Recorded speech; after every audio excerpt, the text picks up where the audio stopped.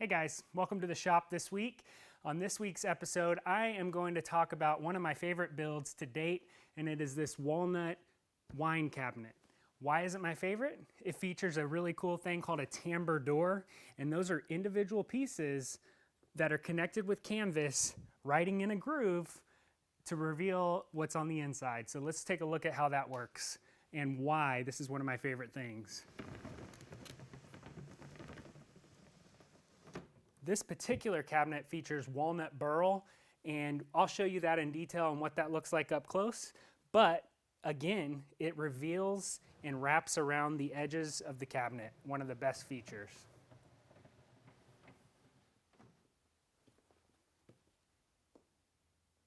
On the inside, what we have are wine glass holders up here, wine bottle holders with brass, drawers for storage, bottle storage, more cup storage, another drawer, and one of my favorite features, this pull-out serving shelf. So we'll look at all of these up close and make sure you can see all the details of this build, why it's one of my favorites. I'm very proud of it.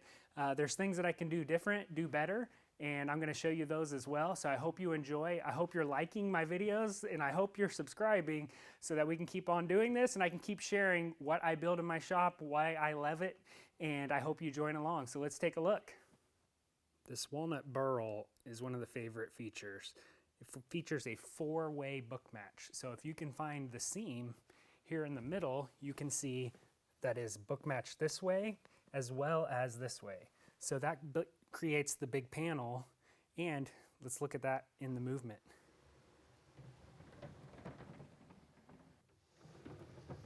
As you can see, it wraps the corner and every piece goes around all the radiuses. Tambour is traditionally hidden in furniture, but I mimicked a designer named Poritz in studio, as one of the features about it is that the tambour is exposed and not hidden. It's a feature of the piece.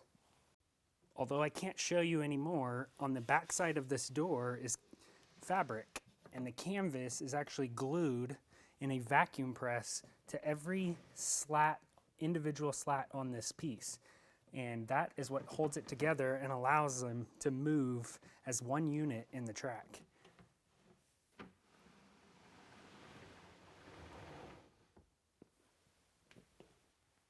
Here's a close look at that four-way book match. Again, one of the things that you'll notice on this piece is that it is all made out of figured walnut. Sometimes figure really makes the piece pop. These particular legs were mimicked after Philip Morley's dining room tables that he's known for. They have nice arches, curves, and all of this is actually a curved apron on the front. The entire piece has a bow front that you can slightly see here. Back on the interior of the cabinet, these pieces were made to hold wine glasses, the stemware that can hang upside down, keeping the glasses clean, but also a fun feature.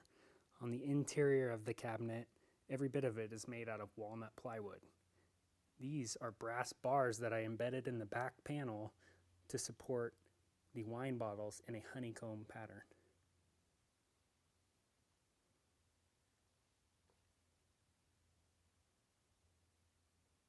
Although one of the most important parts is the wine storage, I also wanted a really unique shelf for serving, pouring, whatever you wanted to do. So I built this pull-out shelf that is on a pivot pin right here.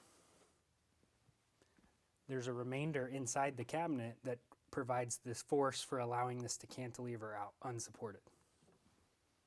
I also required rounding off this corner so that there was room when I pulled the shelf out to clear.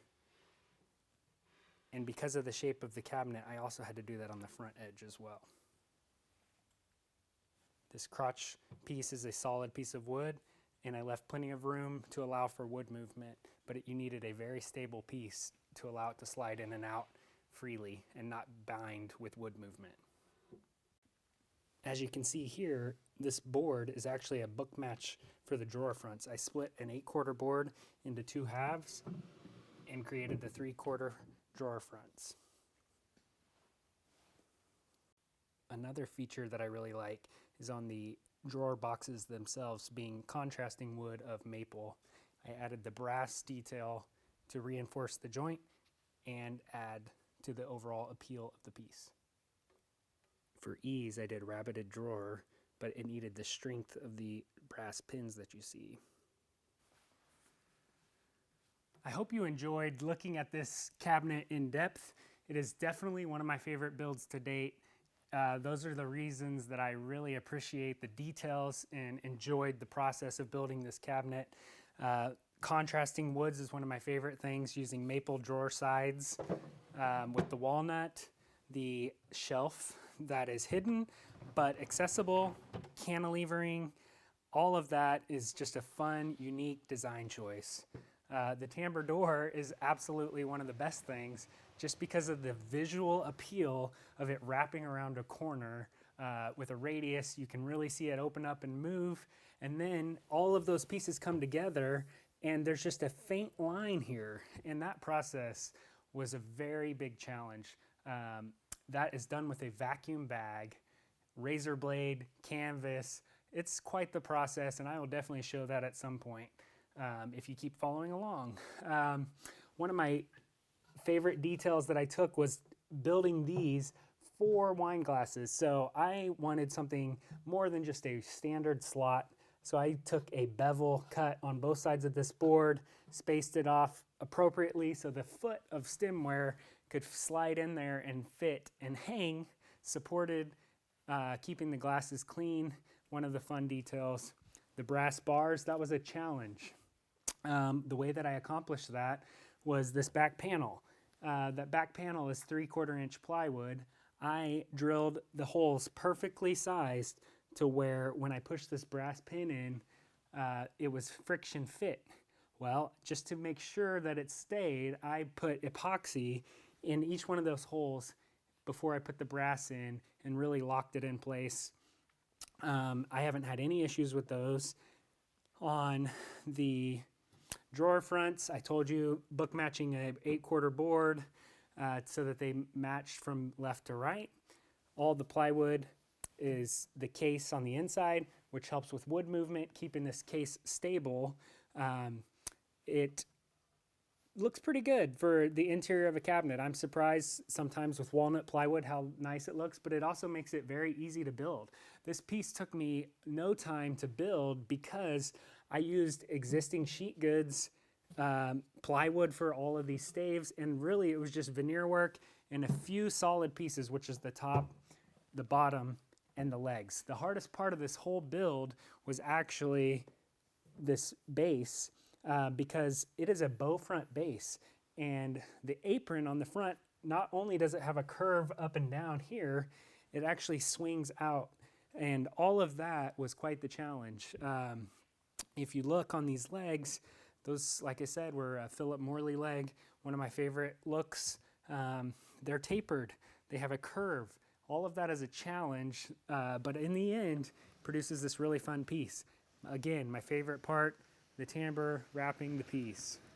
As you can tell, that is one of my favorite pieces to talk about. I learned a lot on this. I hope you learned something on this video.